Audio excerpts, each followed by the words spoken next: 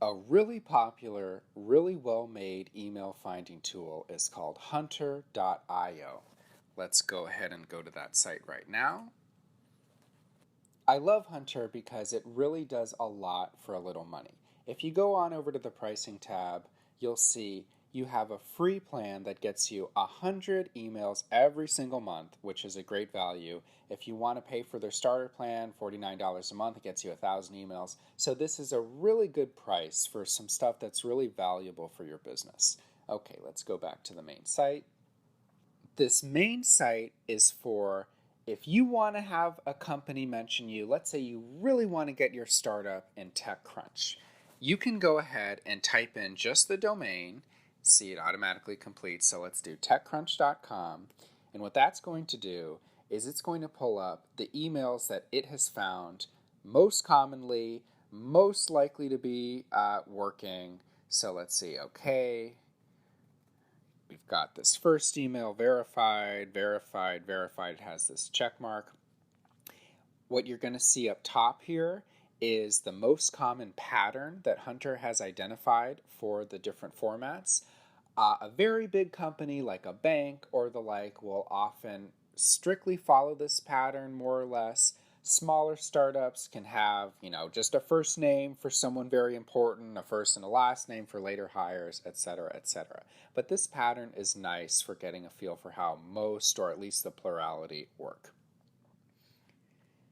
To the right of each person's email, you can see where Hunter is getting this information from. So right here we see 10 sources on this first one, and this gives you the different websites that have used this person's email address just as it's stated here. I find that that's helpful because if a ton of sources are using that email, especially if one of those sources is the person themselves, that's really good evidence that this is a worthwhile email. Now, of course, you don't have to do a scattershot approach. Anyone at TechCrunch, if you want to find someone in particular, you can drill down and find a particular person at TechCrunch. I'm just going to show you. I'm sure it'll find it because it's right here in the all-encompassing search. But just to show you what it looks like, we're going to put this guy, John, right here, just to show you what it's going to look like. It's going to be very similar. Okay. Found him 8 times on the web. An interesting thing here is it talks about when a particular email address is removed from a page. So perhaps the whole page was deleted or it was just modified to remove that email. So we see there's only one page remaining out of the total of 8 times it was at one point published. And we see that page is from 2016. So, okay, that's already a few years old. Do people change their email addresses that often? No, probably not, but it's something to keep in mind.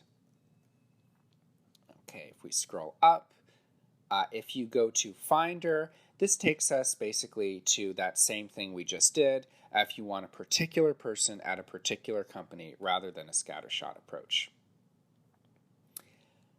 Verifier is very useful if you have an email address that you think is accurate but you're not quite sure. You can go ahead and use this verifier tool to double check and get Hunter's take on whether or not this is valid. Let's give this a try. Let's say not likely real at techcrunch.com, then go over to verify. Okay, what does this say? Risky email address. This email address cannot be verified with certitude. It says confidence score 72%. Okay, so what does that really mean? Well, if we go over to email status, it's saying accept all. So what that's saying is this is an email address that you can make up any old thing you want and it'll probably accept it and redirect it to some catch-all address that maybe, every now and then someone will check. But the important thing is to note, it says it's a risky email address and the confidence score is below my personal favorite threshold of 80%. It also says, as expected, we couldn't find this email address publicly available on the web. No one's mentioning this on a blog post, etc. So this is not a good candidate for your list. There's a bulk upload. there's a section where you can find email addresses in bulk. You can upload a whole bunch of domains.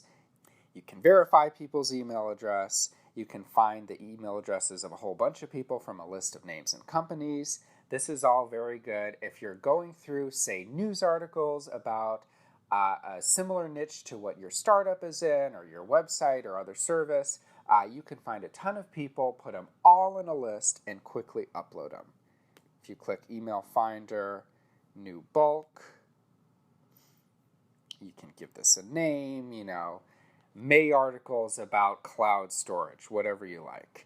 And you can upload a CSV file with first name, last name, or just a full name in one column, as well as the domain name. And this will get you a whole bunch of emails. The Leads tab will let you sort of make almost a mini CRM. You can put a whole bunch of leads in this. If you already have your prospects' information, so, Elon Musk, we put his first name, his last name, his position, we pick a list and we create it. This will get us better organized, put all of our leads in one place. It is not necessary, but some people find it helpful for organization. Also, the outreach section, this allows you to integrate with Gmail if you want to put your work, your outreach, your prospecting emails all in one place. What this is going to do is it'll track it to see if someone opened the email. It'll track it to see if they clicked on a link that you might have sent in the email. And it'll also show you how many times the email was viewed. It might not always work. Some people have, ad blockers and the like that interfere with this. But it is really interesting when you see, my business proposal was looked at 15 times. That's a pretty good sign. With Hunter, you can do a whole lot for free. You can do a whole lot more for a little more money. It really is a good thing to try. I find that all of these email tools will be great for some names, not so great for others. So you really want to have 2 or 3 so that you can always get in touch with the people that you want to reach out to, or if not always, most of the time. So if you're on a shoestring budget, you want to put these email addresses and names into Hunter first. I think there's a good chance that you'll get a good result for not that much money.